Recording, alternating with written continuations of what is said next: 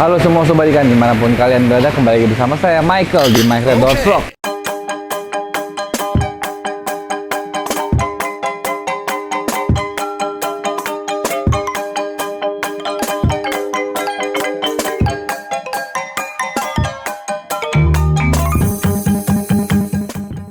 Nah, buat teman-teman yang ikutin saya terus, terima kasih udah ngedukung channel ini terus. Nah, di episode kali ini kita ngapain? Kita mau update gudang kita yang sudah terabaikan lumayan lama, teman-teman. Jadi gimana ya? Setelah kita ada proyek rahasia kita, setelah kita nyapiin kontes, setelah kita benerin nenek, akhirnya memang saya tidak mengingkari gudang ini sedikit terabaikan. Teman-teman juga mungkin tahu posisi akhirnya seperti apa, kurang lebihnya kayak begini nih. Nah, kemarin itu jujur terus terang ngomong, waktu kita pindah ke gudang ini, pertama kali kita berharap untuk bisa menggantikan posisi dari gudang kita yang ada di Legok. Jadi itu Microlite Grooming Facility waktu itu yang kita harapin dan nggak daya, dan akhirnya kita pindahin ke sini. Nah, secara komposisi, secara jumlah akuarium sebenarnya tidak jauh berbeda, karena di sini kita ada 1, 2, 3. Berapa sih? Coba kita hitung aja bareng-bareng deh. 1, 2, 3, 4, 5, 6, 7, 8, 9, 10, 11, 12, 13, 14 ya. Jadi di sini itu ada 28. Di sisi kanannya sama ada 28 lagi. Jadi itu udah 56. Terus di deret paling ujung tuh ada 8, 16. Jadi ada 72. Ya, bener nggak? Jadi sebenarnya secara letak, secara jumlah itu sebenarnya udah sama. Nah, pada waktu itu waktu kita pindah ke sini memang terjadi sedikit kendala ya. Jadi kalau teman-teman nggak bisa, teman-teman nggak ngikutin, saya juga nggak masukin ke vlog. Jadi sebenarnya kendalanya itu adalah begitu pindah ke sini, ikan itu sebenarnya nggak stabil dan nggak segalak biasanya. Nah, saya nggak nyalain siapapun karena memang itu kesalahan saya sendiri karena saya nggak sering kontrol ke sini. Nah, waktu itu yang terjadi adalah saya mempercayakannya semua ke orang lain, ke pihak ketiga, istilahnya pegawai. Nah, pegawainya nggak bisa disebutin namanya siapa. Intinya bener-bener nggak kekontrol. Ikan-ikan di sini itu jadinya jadi penakut semua, jadi growth rate-nya kurang bagus karena memang tidak dikontrol. Nah, jadi ikan-ikan yang tadinya bagus tidak sesuai dengan harapan. Nah, jadi makanya teman-teman, kalau misalnya pelihara ikan itu sebenarnya kalau yang teman-teman takutin ikannya jadi kurang bagus dan kurang aktif, itu sebenarnya gampang, mudah. Nah, di vlog ini akan kita bahas secara singkat. Nah, jadi sebelum kita mengupdate ikan-ikan yang ada di sini, ya gini, simple teman-teman. Ikan tuh sebenarnya harus galak, berenang di depan gini dan sangat responsif kayak gini ya. Jadi udah kelihatan. Nah, ini salah satu ikannya yang udah laku, bakal dikirim ke Surabaya. Pekat warna juga bagus. Nah, kenapa saya bilang terbengkalai dan kita nggak kontrol? Sebenarnya secara simple, secara garis besar sebenarnya, kalau misalnya kita mau pelihara ikan arowana, apa aja sih yang mesti kita perhatikan? Atau apa aja sih yang mesti kita kontrol? Satu, udah pasti kualitas air teman-teman. Jadi waktu itu mungkin karena kita ngikutin kemauannya pegawai atau memang kita tidak kontrol di sini, jadinya tempat ini tuh dikuras 2 hari sekali, bahkan kadang-kadang lebih lama daripada itu. Jadi pertama dari segi nguras itu udah nggak kekontrol. Kenapa kok mesti kuras sering-sering sebenarnya? Sebenarnya kan kalau filternya gede segala macam kan udah nggak usah kuras sering-sering. Iya benar, tapi kalau teman-teman lihat di sini filter saya cuman menggunakan top filter. Nah, top filternya ini pun juga kotor banget karena adanya cahaya matahari. Jadi karena di sini ada cahaya mataharinya yang berlebih, itu nggak bisa kita pasrahin kuras 2 hari sekali atau 3 hari sekali. Jadi untuk di sini setelah semuanya beres, ini yang saya petik, harus dikuras setiap hari. Nah, itu pertama, kebersihan pertama harus dikuras setiap hari. Nah, dikuras setiap hari itu juga nggak boleh sebenarnya sampai ada kotoran-kotoran seperti ini. Kalau di gudang nih, kalau teman-teman lihat ada kotoran-kotoran kecil ya. Nih. Nah, ini hari ini pasti akan beres lagi, akan bersih lagi. Kenapa ada kotoran-kotoran kecil seperti ini di gudang kita? Karena memang secara letak kita lihat kan ini agak open space ya. Jadi maksudnya di sana ada bolong, ada ventilasi, dan memang sebenarnya debunya banyak. Jadi kalau di gudang ini tidak dikuras setiap hari dan debunya nggak keambil, kasihan ikannya, nggak bakal adaptasi dengan maksimal. Nah terus saya ambil lagi kedua, ikan-ikan itu sebenarnya harus diatur porsi makannya. Jadi nggak bisa kita tiba-tiba ikannya datang terus kita maunya langsung kasih makan sampai dia gendut atau gimana, atau enggak dia nggak mau makan terus kita turutin kasih makan apa yang dia mau. Bener, memang ada caranya, kita namanya mancing. Tapi kalau kita terusin kasih makanan yang dia mau, lama-lama ikannya mentalnya manja banget teman-teman, dan akhirnya nggak akan jadi apa-apa itu ikan. Jadi tadi yang pertama kita harus kuras setiap hari, bukan tiap hari, kita harus kuras sesuai dengan kebutuhan. Kedua, porsi makan. Jadi gini loh, ada beberapa ikan ya yang baru datang, zret, nggak galak nih, nggak perform seperti ikan yang tadi. Terus tiba-tiba dikasih makan udang, nggak mau. Terus kita cari-cari tuh kasih makan apa ya yang mau ya. Misalnya terakhir kali ketemu kecoa misalnya. Nah berarti kan itu kita udah nurutin keinginan ikan ini untuk ngasih makan yang dia mau. Noh, jadinya dia kayak ngerasa kita itu bawahannya dia. Nanti besokannya lagi kita pasti kasih kecoa lagi, karena itu cara yang paling gampang untuk kita buat dia makan, untuk ngilangin gurihnya kita. Tapi apakah bagus untuk ikannya? Menurut saya enggak. Nah jadi kita pertama kali memang boleh mancing, kasih makan apa yang dia makan sampai dia kenyang.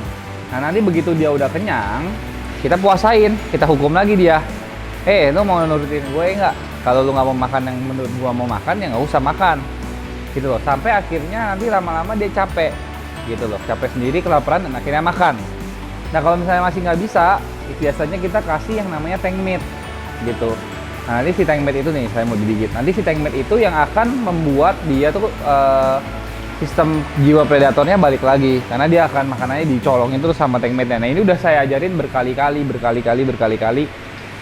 di vlog saya sebelumnya. Jadi teman-teman kalau nanya, kok gimana sih cara merain ikan, kok gimana sih caranya melihara ikan biar bagus, ya cuman dua. Satu, jaga air. Dua, porsi makan supaya ikannya itu tetap galak. Karena kalau teman-teman lihat di sini nggak ada ikannya yang nguncup-nguncup gitu loh. Kecuali ada yang baru nyampe-nyampe kayak gini masih takut nih, lihat nih. Nah beda ya. Jadi ikan yang mentalnya bagus biasanya kalau ditepok tuh udah nggak kayak begitu.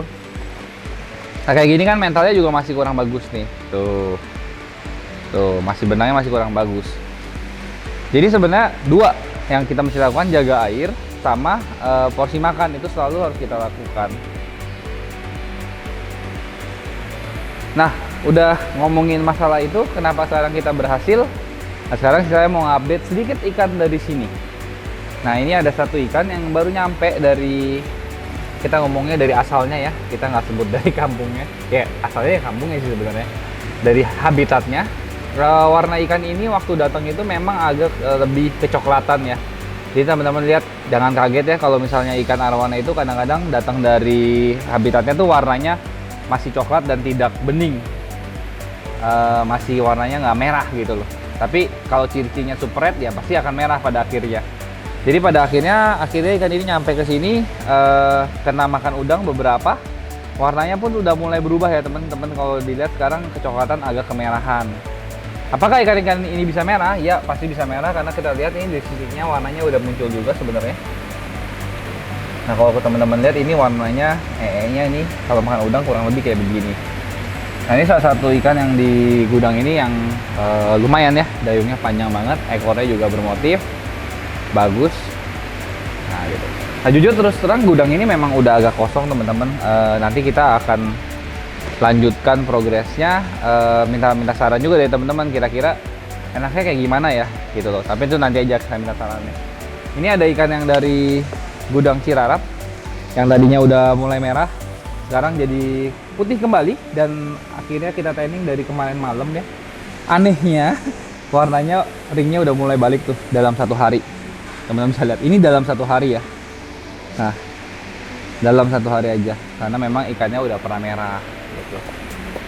Nah ada update lagi ikan beberapa. Ini dia ada ikan yang lumayan bagus buat teman-teman cuci mata nih. Nah ini ikannya galak banget nih. Nah ini baru datang nih teman-teman, saya nggak pernah ngikutin kemauan dia. Lihat makannya udah galak banget, kotorannya pun udah banyak indikasinya. Ini ikan sampai diginiin tuh. Bener-bener ya, kalau ikan udah galak tuh, kalau udah mentalnya udah bagus, pasti beda teman-teman. Tuh. Nah ini salah satu ikan kesayangan yang ekornya gede banget, dayungnya juga panjang banget. Nih. Nah ada update juga ikan yang sebelumnya bukan menjadi ikan yang lumayan bagus. Kalau teman-teman ingat, ini ikan yang sisiknya keropos semua satu badan, dan akhirnya saya cabutin satu persatu. Mungkin teman-teman ada yang nanya update-nya kayak gimana. Nah, kurang lebih kayak begini. Wah, sorry ya, dia agak kaget. Jadi ikan ini udah galak juga. Badannya udah mulai menggendut, ekornya besarnya tidak menghilang. Dayungnya juga dibilang pendek enggak juga, masih agak panjang. Ikan ini kroposnya masih ada sedikit banget. Jadi saya memutuskan untuk tidak mencabut lagi sisanya, karena secara overall udah bagus, mental udah bagus banget. Cuman kayaknya waktu itu pas beli, bibirnya ini ada bekas potongan kalau dilihat teman-teman ya.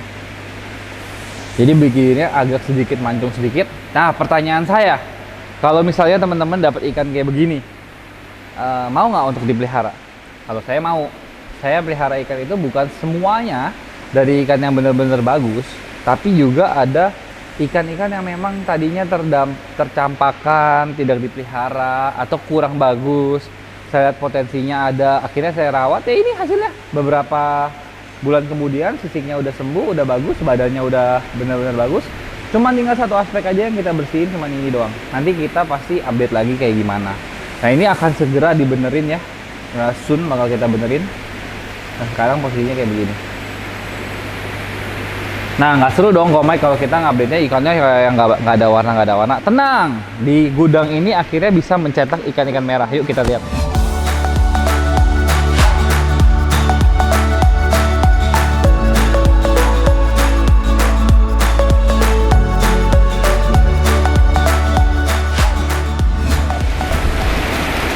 Ya kita lagi sambil water change, tapi nggak apa-apa ya teman-teman ya. Kurang lebih keadaannya kayak gini sih, agak berantakan, tapi nanti kita mau perbaiki. Jadi ini ada satu ikan yang memang tadinya tuh merahnya gosong banget teman-teman, kalau lihat ya. Ini pun juga masih warnanya baru satu sisi doang. Dan ini bagus banget ya. Kalau teman-teman ikutin vlognya pasti sebenarnya tahu ikan ini. Nah ikan ini tadinya di tanning pakai aquazonic dan memang nggak kuat. Akhirnya ini kita jalanin lampu tanning sekitar seminggu kayaknya. Ini udah semingguan. Warnanya mulai berubah ya teman-teman ya di sisi sebelah kanan. Kenapa kalau teman-teman nanya kenapa warnanya belang? Karena memang kita tanningnya satu sisi doang. Dan akhirnya kita nggak pakai yang namanya aquazonic lagi. Kita ganti pakai namanya lampu PLL nih, lampu matahari nih. Tuh. Jadi kita pakai lampu ini. Tujuannya apa? Tujuannya supaya metallic shine-nya itu mulai balik dulu. Karena kemarin sempat gosong banget ikannya, dan memang nggak kena lampu sama sekali. Nah ini baru kita pasangin lampu view-nya, dan memang kebetulan lampu RDC baru datang. Nah tadinya nggak ada. Nah teman-teman yang mau lampu RDC bisa langsung kontak Hans dari Trust Aquatic. Saya nggak punya stoknya. Jadi ini salah satu ikan yang pertama udah lumayan merah. Tapi pasti teman-teman bilang dong, ih apaan kayak gini dibilang merah? Tunggu dulu, ada lagi yang lain. Nah ini juga salah satu ikan yang akhirnya mulai adaptasi. Yang saya tunjukin hari ini kurang lebih umur tanningnya sekitar semingguan semua ya. Udah galak banget ikannya. Nanti yang merah-merah ini tapi tanningnya udah sekitar 2 bulanan. Nah 2 bulanan bisa kayak apa sih tanningnya? Nah ini adalah salah satu contoh ikan yang udah di tanning selama 2 bulan nih. Nah ini dah jadinya. Jadi ikan ini dari putih sampai ke tahap ini hanya makan waktu 2 bulan. Kalau teman-teman lihat nih, ikan ini menuju ke blok ya. Jadi kalau teman-teman lihat warnanya memang masih belang, tapi asiran-asiran warna bloknya tuh udah ada semua. Oh. Nah yang kita akan lakukan untuk ikan ini adalah kita akan seset stiker bagian belakang.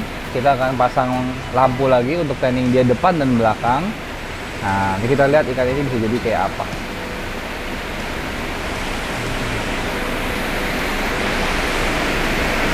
Nah, ada satu lagi ikan yang udah mulai merah di sini. Memang masih dikit sih teman-teman, saya nggak bakal bohong. karena ya progres, namanya progres ya progres. Ini salah satu ikan yang akhirnya sempat jadi di sini juga. Kalau teman-teman lihat warnanya di sini akhirnya bisa mencetak warna-warna yang lumayan bagus, lumayan padat dan lumayan terangnya kalau dilihat ya. Bukan lumayan terang sih, sangat terang malahan.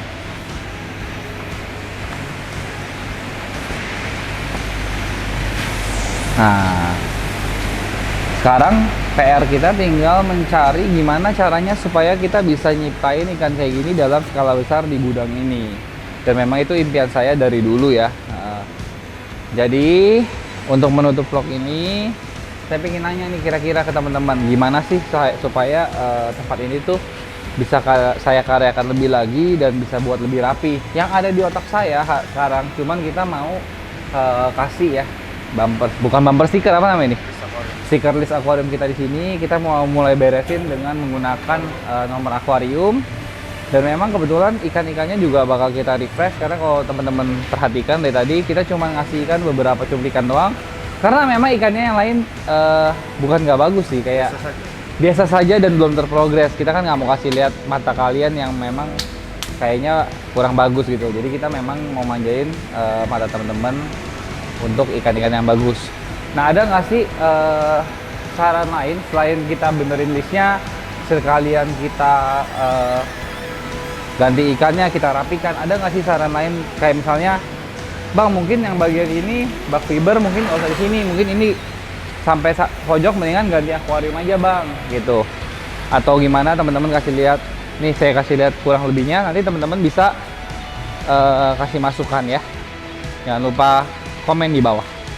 Gitu aja video kali ini. Jangan lupa like, comment, dan subscribe, karena semuanya itu gratis dan bisa membantu saya untuk terus membuat konten buat teman-teman bisa saling belajar, saling memanjakan mata, dan saling bersenang-senang bersama. Sampai jumpa di episode berikutnya.